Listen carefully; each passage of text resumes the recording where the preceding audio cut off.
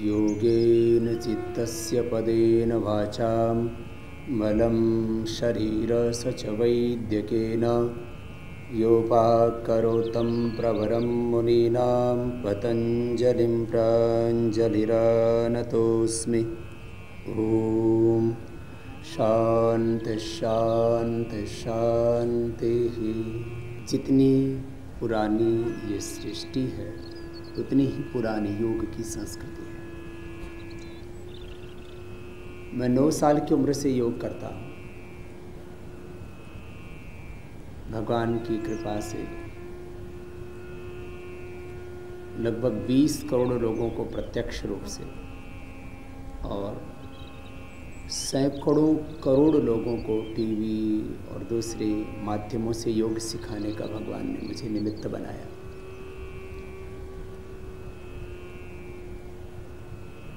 मैं इस निष्कर्ष पर पहुंचा हूं कि व्याधियों को मिटाने से लेकर के और समाधि की प्राप्ति तक योग में सबसे ज़्यादा यदि कोई प्रभावशाली प्रक्रिया है तो वह प्राणायाम है। यम नियम आसन प्राणायाम प्रत्याहार धारणा ध्यान समाधि अष्टव अंगानि, यद्यपि इन 8 अंगों का विधान महर्षि पतंजलि ने किया। योगांग अनुष्ठानात् अशुद्धि क्षय ज्ञान दीप्ति आविवेक ख्याते, और अष्टांग योग का पालन करने से हमारी अशुद्धि का क्षय, ज्ञान का, विवेक का उदय होता है और हम सामान्य चेतना से दैवी चेतना में, अतिमानस चेतना में आरोहण पाते और मानव से महामानव बन जाते हैं। अष्टांग योग की सिद्धि की बात हो, राजयोग की, क्रिया योग की, समाधि योग की, प्रतिप्रसव योग, विभूति योग, हठ योग, कुंडलिनी योग, ज्ञान योग, कर्म योग, भक्ति योग, योग विद्या की सिद्धि इस प्राण विद्या से होती है। यह प्राण विद्या ही ब्रह्म विद्या है, यही अध्यात्म विद्या है, पराविद्या है। और योग के सारे द्वार प्राणायाम से ही खुलते हैं। मैंने स्वयं सामान्य आसनों से लेकर के कठिन आसनों का अभ्यास किया है और आज भी करता हूँ, लेकिन फिर भी मैं आपसे कह रहा हूँ, यदि योग से होने वाले बेनिफिट्स की बात की जाए तो 99% जो बेनिफिट्स हैं वो मूलतः प्राणायाम से होते हैं। बीपी क्योर करने का प्रश्न हो, हार्ट के ब्लॉकेज को दूर करने की बात हो, हेपेटाइटिस क्योर करने की बात हो, अर्थराइटिस, थायराइड को मिटाने की बात हो, ये सारे रोग योग से मिटते हैं और योग में प्राणायाम से मिटते हैं। और प्राणायाम में बहुत सारे आसन हैं, षटकर्म की क्रियाएं हैं, मुद्राएं हैं, ध्यान की विधियां हैं, सब अपने अपने स्थान पर महत्वपूर्ण है। कहता हूँ एक विवेकपूर्ण महत्व योग की सभी विधाओं को देना चाहिए और उनमें सर्वोच्च महत्व की कोई विद्या है, विधा है तो वह प्राणायाम, प्राण विद्या। इसी प्राण को ही ब्रह्म कहा है। रोगियों के लिए प्राण औषध है, योगियों के लिए प्राण ब्रह्म है। और भौतिक सफलता की दृष्टि से कहा जाए तो ये प्राण अभ्युदय है, और आध्यात्मिक दृष्टि से कहा जाए तो प्राण निःश्रेयस है। माने समृद्धि से लेकर के समाधि की प्राप्ति तक आपको योग लेकर के जाता है, उसमें प्राणायाम मुख्य है। प्राणायाम में हम 8 प्रकार की क्रियाएं मूल रूप से करवाते हैं। तो प्राणायाम का पैकेज आपको हम आज बताते हैं। सबसे पहले सिद्धासन, सुखासन या पद्मासन, किसी भी एक आसन में सीधे बैठ जाते हैं। ये 5 उंगलियां ब्रह्मांड के 5 तत्वों का प्रतिनिधित्व करती हैं। अंगूठा अग्नि का, तर्जनी वायु का, मध्यमा आकाश का, अनामिका पृथ्वी का, सबसे छोटी उंगली जड़ तत्व का प्रतिनिधित्व करती है। पहली उंगली और अंगुष्ठ के अग्रभाग को यूँ मिलाने से ध्यान मुद्रा, फिर ये पहले अंगुष्ठ के मूल में लगा देते हैं तो ये वायु मुद्रा, ये शून्य मुद्रा फिर ये पृथ्वी मुद्रा, वरुण मुद्रा, शक्ति और अपान मुद्राएं हाथों को भिन्न भिन्न प्रकार से मिला देने से बनती हैं। इनके अलग अलग लाभ हैं। ध्यान मुद्रा ध्यान के लिए विशेष उपयोगी है, और ये प्राण मुद्रा प्राणायाम के लिए और अर्थराइटिस आदि के लिए विशेष उपयोगी है। तो ध्यान मुद्रा या प्राण मुद्रा विशेष उपयोगी है प्राणायाम के लिए, सीधे बैठ करके। और भस्त्रिका से शुरू करते हैं। भस्त्रिका, कपालभाति, बाह्य प्राणायाम, उज्जाई, अनुलोम विलोम, भ्रामरी, उद्गीत, और थोड़ी देर श्वासों पर ध्यान योग का अभ्यास। इस तरह से ये 8 अभ्यास हैं इस प्राणायाम के, प्राण विद्या के। भस्त्रिका उसमें सबसे पहला अभ्यास है। इस सीक्वेंस के पीछे भी बहुत साइंटिफिक रीजन है। भस्त्रिका से हम शक्तियों का अर्जन करते हैं। कपालभाति से विकारों का विसर्जन और अपनी कुंडलिनी शक्ति का, प्राण शक्ति का जागरण करते हैं। बाह्य प्राणायाम से उस प्राण शक्ति का ऊर्ध्व आरोहण करते हैं। उज्जाई प्राणायाम से विशुद्धि चक्र का विशेष प्रकार से शोधन करते हैं। और भस्त्रिका, कपालभाति, बाह्य प्राणायाम, उज्जाई प्राणायाम से जो चक्रों की शक्ति का जागरण हुआ, उससे सारी नसनाड़ियों का, शरीर का, चित्त का शोधन करते हुए हम अपनी आत्मचेतना में आरोहण पाते हैं।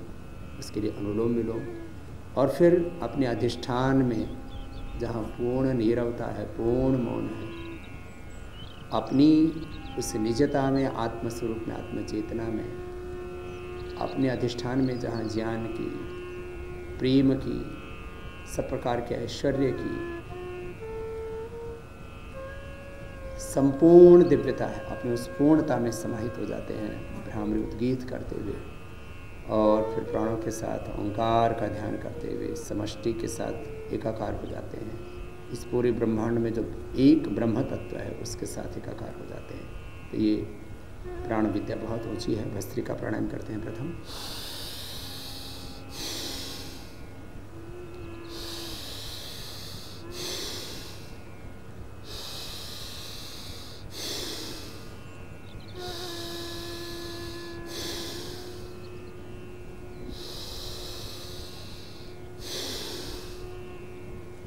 ऐसे 5 सेकंड में लेना, 5 सेकंड में छोड़ना। सामान्य गति से, मध्यम गति से, यदि पूर्ण स्वस्थ हैं तो तीव्र गति से भी कर सकते हैं। यदि आपको कोई रोग नहीं है तो आप तेजी से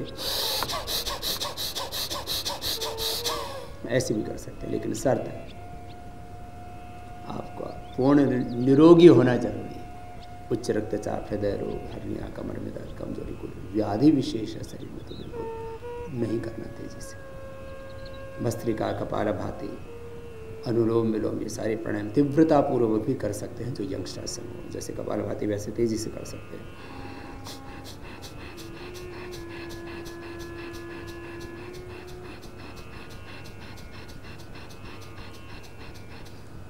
ऐसे अनुलोम विलोम भी।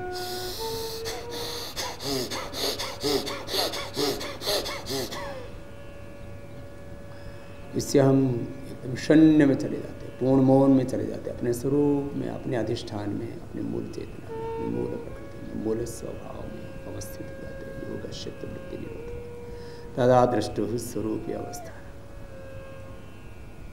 भस्त्रिका प्राणायाम 5 मिनट करना। ये अस्थमा के लिए, अर्थराइटिस के लिए, डायबिटीज़ के लिए, कैंसर के लिए। पंच प्राण, पंचोपप्राण, पंचभौतिक देह, पंचकोश, पंच ज्ञानेन्द्रियाँ, पंच कर्मेंद्रियाँ, अंतःकरण चतुष्ट है,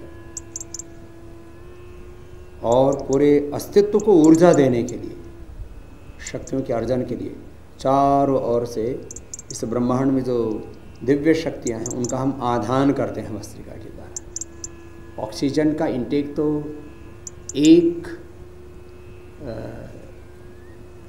इसका पहलू है भस्त्रिका का।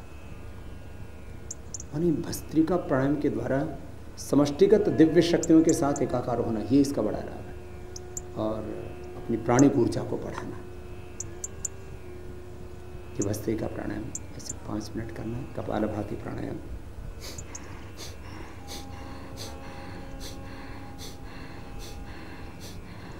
सामान्य गति से, मध्यम गति से अथवा तीव्र गति से।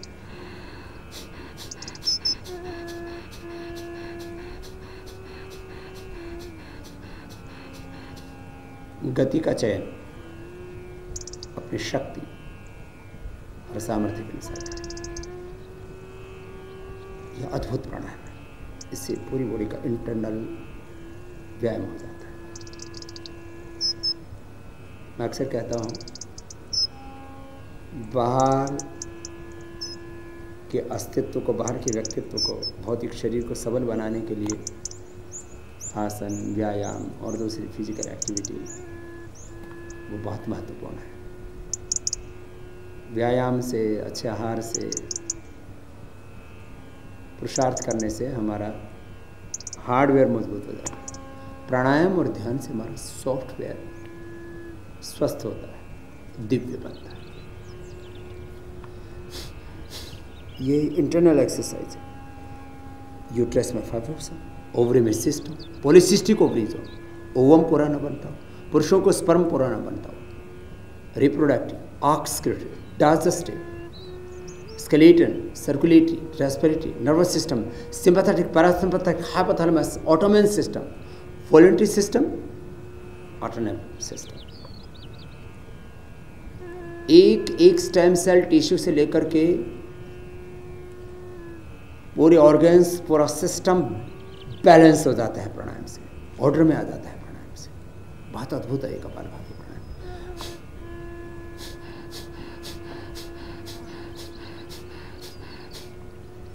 मैंने कपालभाति प्राणायाम का लाभ देखा है।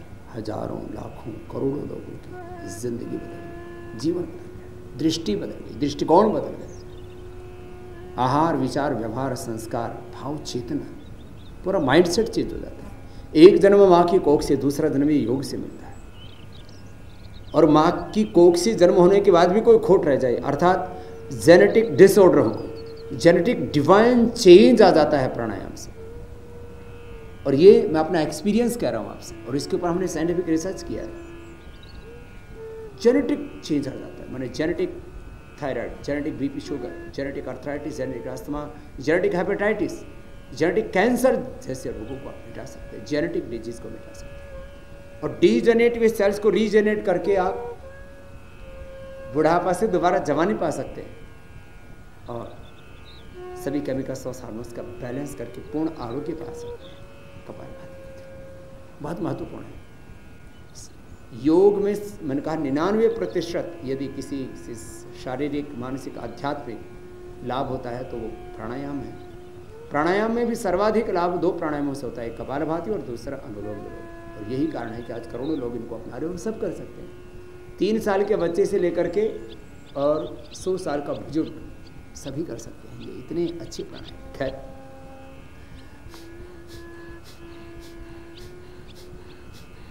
ये करना है। और इसके जो मुख्य लाभ हैं इस पूरे प्राणायाम के, कपालभाति के तो खास हैं, इससे तो पूरा आंतरिक व्यायाम हो जाता है पूरे शरीर का, और उनका इससे डिवाइन चेंज आता है, दिव्य जन्म मिलता है, कल्प वृक्ष की तरह योग, दूसरा जन्म मिलता है योग से, और कल्प वृक्ष की तरह योग में जो संकल्प करते हैं प्राणायाम करते करते वैसे ही हम हो जाते हैं। और सभी केमिकल्स और हार्मोन्स का बैलेंस हो जाता है। बाहर से किसी केमिकल्स और हार्मोन्स की आवश्यकता नहीं थी, अंदर से सब चीज़ें फुलफिल हो जाती हैं। सब कुछ अंदर है, सारा ज्ञान, सारी शक्तियाँ, सब सुख, सारी शांति, सारी समृद्धि, ऐश्वर्य, विभूति, सब कुछ अपने भीतर है। तो सब कुछ का संतुलन हो जाता है, डीजेनेरेट विषय से रीजेनेरेट हो जाते हैं, जेनेटिक चेंज आ जाता है, और हमारी सुप्त शक्तियों का जागरण हो जाता है। सुप्त ज्ञान, सुप्त शक्तियाँ, सुप्त सामर्थ्य। हमारे भीतर अशुभ भी है, शुभ भी है। अशुभ भी सुप्त रूप में है, अशुभ भी सुप्त रूप में है, और शुभ भी सुप्त रूप में है। अशुभ नष्ट हो जाता है, दग्ध बीज हो जाता है, खत्म हो जाता है। ज्ञान का, शुभ का, दिव्यता का उदय हो जाता है। माने अद्भुत है योग। शरीर, इंद्रिय, चित्त निर्बीज हो जाता है। दिव्य ज्ञान, दिव्य जीवन की प्राप्ति, दिव्य ऐश्वर्य की प्राप्ति होती है। बहुत अद्भुत है।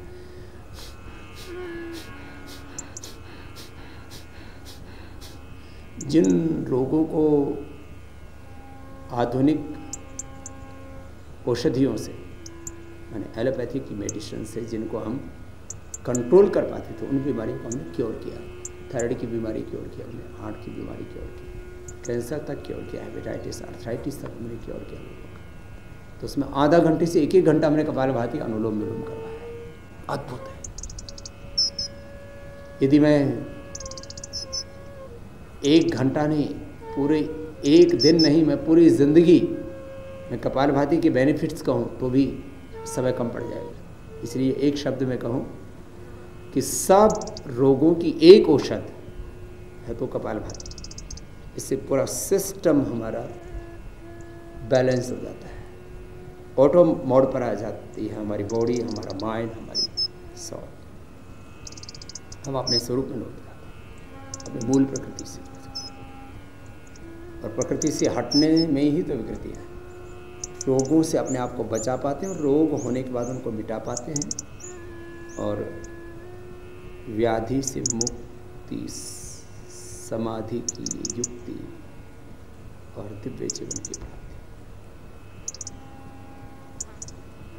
बहुत ऊंची विद्या है कपालभाति प्राणायाम। ऐसे 5-5 मिनट करके 10-15 मिनट, और असाध्य रोगों में आधा से 1 घंटा भी करवाते हैं। कपालभाति के बाद बाह्य प्राणायाम आता है। कपालभाति के बारे में कुछ भ्रांतियाँ हैं कि उच्च रक्तचाप के रोगियों को, हृदय रोगियों को नहीं करना चाहिए। मैं इतना ही कहूँगा, सहज गति और मध्यम गति से सभी कर सकते हैं, कोई हानि नहीं, प्रश्न ही नहीं। हाँ, और पेट का ऑपरेशन आदि हुआ हो तो 6-8 महीने बाद धीरे धीरे करना चाहिए। गर्भवती महिलाओं को कपालभाति नहीं करवाते। गर्भवती महिलाओं को भस्त्रिका, धीरे धीरे अनुलोम विलोम, भ्रामरी, उद्गीत, श्वासों पर ध्यान, ज़्यादा गर्मी पड़ी हो तो शीतली, शीतकारी, चंद्रभेदी, सूर्यभेदी आदि प्राणायाम, थायराइड की प्रॉब्लम हो तो उच्चाई, वो एक अलग परिस्थिति है। कपालभाति के बाद बाह्य प्राणायाम।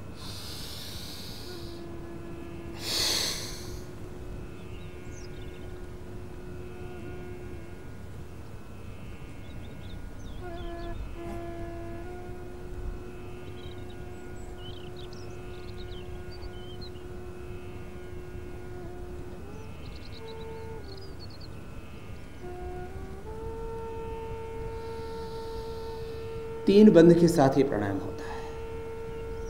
थोड़ी को कंठकूप में लगाते हैं, जल अंदर बंद हो जाता है। पेट को सिकोड़ के पीठ से लगा देते हैं, उड्डयन बंद हो जाता है। नाभि से नीचे वाले भाग को खींच के रखते हैं तो मूल बंद हो जाता है। श्वास को एक बार अंदर भरते हैं, बाहर छोड़ के बाहर ही रोक देते हैं और बाहर ही रोक करके रखते हैं। ऐसे 10-15 सेकंड से लेकर के 30 सेकंड तक इस बाह्य प्राणायाम को कर सकते हैं, और 3 बार से शुरू करके 5, 7, 11 बार तक किया जा सकता है। किसी को विशेष उन्नति करनी हो योग विद्या में, कुंडलिनी जागरण करना हो, प्राण शक्ति का ऊर्ध्वारोहण करना हो, देह को देवालय शिवालय बनाना हो, 21 बार तक किया जा सकता है। ये एक और छोटी सी क्रिया है अग्निसार। सांस को बाहर छोड़ देते हैं। जो कपालभाति के बाद बाह्य प्राणायाम न कर पाए वो ये अग्निसार कर लेना। बाह्य प्राणायाम थोड़ा कठिन है, अग्निसार सरल है। सांस को बाहर छोड़ के पेट को अंदर खींचते हैं, ढीला छोड़ते हैं।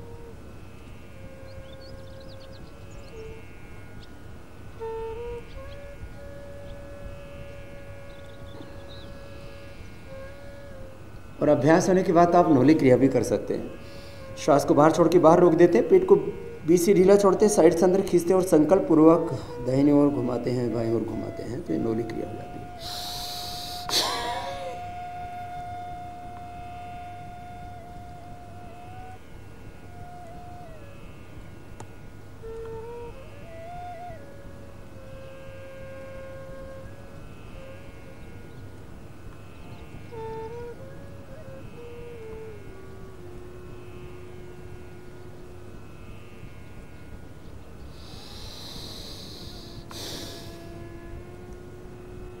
उज्जाई प्राणायाम में भी 3, 5, 7, 11 बार तक किया जा सकता है। गले, थायराइड के लिए, समझ स्लीप एपनिया के लिए, टॉन्सिल के लिए, थ्रॉट इन्फेक्शन के लिए बहुत अच्छा है। गले को टाइट करके श्वास को अंदर भरते हैं, थोड़ी देर यथाशक्ति अंदर रोक करके दाएं नाक को बंद करके बाएं से बाहर छोड़ देते हैं। उज्जाई प्राणायाम।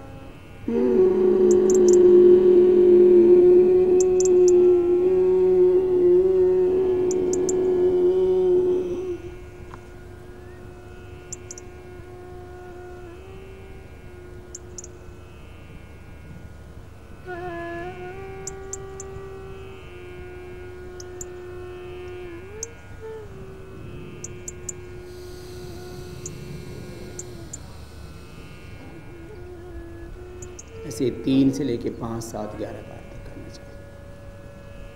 स्वस्थ व्यक्ति को भी कम से कम 3 बार तो अवश्य कर लेना चाहिए। कपालभाति के बाद 3 बार बाह्य प्राणायाम 3 बार चाहिए पढ़ना। 5-5 मिनट करके कम से कम 5 मिनट तो न्यूनतम सभी को कर लेना चाहिए अनुलोम विलोम। Disease free, stress free, drug free, violence free, healthy wealthy prosperous peaceful divine life के लिए बहुत ज़रूरी है अनुलोम विलोम। 5-5 मिनट करके 10-15 मिनट। असाध्य रोगों में तो मैंने कहा ना, एसएलएमएस, ऑटोइम्यून डिजीज़, कैंसर जैसे रोग हो जाते हैं तो हम आधा घंटे से 1 घंटे तक करवाते हैं अनुलोम विलोम प्राणायाम से। 72 करोड़ 72 लाख 10,201 नस नाड़ियाँ, अष्टचक्र, 9 द्वार शुद्ध हो जाते हैं, दिवाला बन जाता है। हम अपने स्वरूप में, अपनी पूर्णता में, अपनी निजता में, अपनी मूल चेतना में गहरे उतर जाते हैं।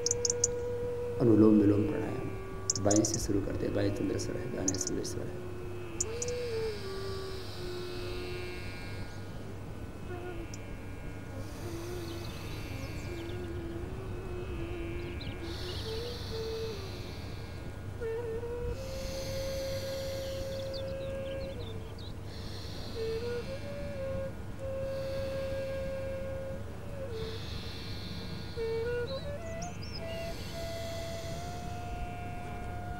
ऐसे ऑल्टरनेटिवली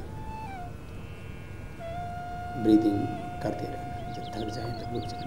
5 मिनट के बाद 1 मिनट रुक सकते हैं और अभ्यास के बाद फिर लगातार कर सकते हैं। अनुलोम विलोम के बाद भ्रामरी 3, 5, 7, 11 बार तक कर सकते हैं। फिर उद्गीत प्राणायाम, आज्य चक्र में मन को टिकाते हैं। सारे प्राणायाम आप ओमकार के ध्यान के साथ कीजिए। ओम का ध्यान करने से रोग तो मिटते ही, भव रोग अर्थात संसार के सारे दुखों से हम मुक्त हो जाते हैं, सारी विवेकपूर्ण कामनाओं से मुक्त हो जाते हैं और अपने से जुड़ जाते हैं। जहाँ पूर्ण निरवता है, पूर्ण मौन है, जहाँ हम स्वयं हैं। और जो स्वयं से जुड़ जाता है वो फिर पूरी समष्टि में जो भी करता है वो निर्लिप्त होकर के करता है। किसी भी प्रकार का उसके जीवन में अज्ञान, अहंकार और कोई दुख शेष नहीं रहता। तो आज्य चक्र में मन को टिकाते, भ्रामरी और उद्गीत आपको कराते हैं।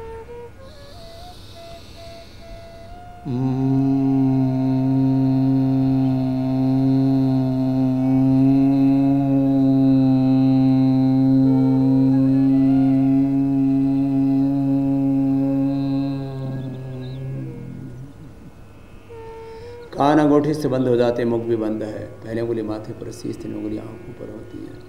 मिडल फिंगर से हल्का सा दबाव होता था। आज्य चक्र में ज्योतिक प्रकाश, दिव्य तेज, आलोक अपने आप सहज उत्पन्न हो जाता है, उसमें हम समाहित हो जाते हैं। भ्रामरी से 3, 5, 7, 11 बार करके फिर उद्गीत करना। लंबा गहरा श्वास भर के ओमकार का उच्चारण।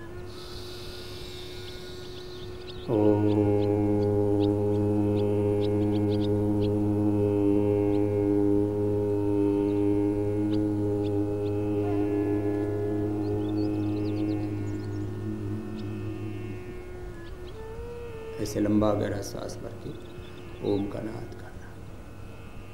फिर आज्ञा चक्र से लेकर के पूरे सृष्टि चक्र में भगवान की महिमा को अनुभव करना। भगवान की महिमा को अनुभव करना ये योग में स्तुति कही जाती है। और भगवान से दिव्य ज्ञान, दिव्य प्रेम, दिव्य करुणा, दिव्य शक्ति, दिव्य सामर्थ्य की याचना करना। अपनी अकिंचनता को अनुभव करना कि सब कुछ का आधार भगवान ही है। इसको प्रार्थना कहा जाता है। और प्रभु के साथ फिर एकाकार हो जाना, इसको उपासना कहते हैं। स्तुति, प्रार्थना, उपासना पूर्वक योग करना, ध्यान करना। इस सारी सृष्टि को बनाने वाला भगवान जिन तत्वों से बनाता है वो प्रकृति, और जिसके लिए बनाता है वो हम सब आत्माएं हैं। प्रकृति भगवान ही की रचना है, भगवान ही की महिमा है, भगवान ही का मूर्त, प्रत्यक्ष, व्यक्त, सगुण, साकार रूप, दृश्य रूप। इस संपूर्ण दृश्य के पीछे अदृश्य परमात्मा है। और सारी सृष्टि को उसने पूर्णता प्रदान की। हम सब आत्माओं को भी सब प्रकार के ज्ञान की, सब प्रकार के प्रेम करुणा वात्सल्य की, सब प्रकार के सुख की, ऐश्वर्य की पूर्णता प्रदान की है। तो अपनी पूर्णता में जीना, यही ध्यान है, यही योग है। श्वासों के साथ अपनी पूर्णता को अनुभव करना और सदा प्रसन्न रहना अपनी निजता में, पूर्ण बोध में, पूर्ण निरंता में, अपने स्वरूप में, अपने अधिष्ठान में, अपनी पूर्णता में ऐसे पूर्ण काम होकर के रहना, ये योग है। ऐसे 1-2 मिनट से लेकर आप 5 मिनट तक ध्यान करना और धीरे धीरे इस ध्यान के अभ्यास को बढ़ाना। जैसे अपनी पूर्णता में रहते हैं और जगत की परस्परता की पूरकता में जो प्रयास करते हैं, वे योगी हैं, वे कर्मयोगी हैं, वही संसार के श्रेष्ठ मानव है। तो हमें योग से अपने भीतर पूर्णता अनुभव करते हुए परस्परता में पूरकता हेतु विश्व बंधुत्व, सह अस्तित्व और एकत्व के मार्ग पर चलते हुए एक ही सच्चिदानंद भगवान के हम सब संतानें और वही परमात्मा सबको बनाने वाला, सबके भीतर समाने वाला और सबको अंत में अपने भीतर समा लेने वाला है। तो ऐसे योग के इन सार्वभौमिक वैज्ञानिक और पंथ निरपेक्ष सिद्धांतों पर चलते हुए विश्व बंधुत्व, सह अस्तित्व और एकत्व के मार्ग पर चलते हुए हम सब मिलजुल करके रहें, यही योग है। योग माने जोड़ना, योग माने अदृश्य जो दिव्य सत्ता उसके साथ जुड़ जाना। तो योग करेंगे तो हमारा बाह्य जीवन भी और हमारा आंतरिक जीवन भी बहुत उन्नत होगा, हम भी महान होंगे और इस दुनिया में सबको महान बनाने के लिए, सबको ऊंचा उठाने के लिए हम दिव्य पुरुषार्थ करेंगे। और अंततः सत्य तो यही है, ये जीवन का अंतिम सत्य है कि हम सब ईश्वर की संतान हैं और ईश्वर के अनुग्रह से, ईश्वर प्रदत्त ज्ञान, प्रेरणा और शक्ति सामर्थ्य से हम दिव्यता के साथ आगे बढ़ते जाएं। तो सुबह सुबह प्राणायाम अवश्य करें। आपने प्राणायाम भी कर लिया तो 99% योग का लाभ आपको मिल जाएगा। सुबह सुबह प्राणायाम करें, योग करें, दिन भर कर्म योग करते हुए बाहर और भीतर से खूब स्वस्थ, सुखी और समृद्ध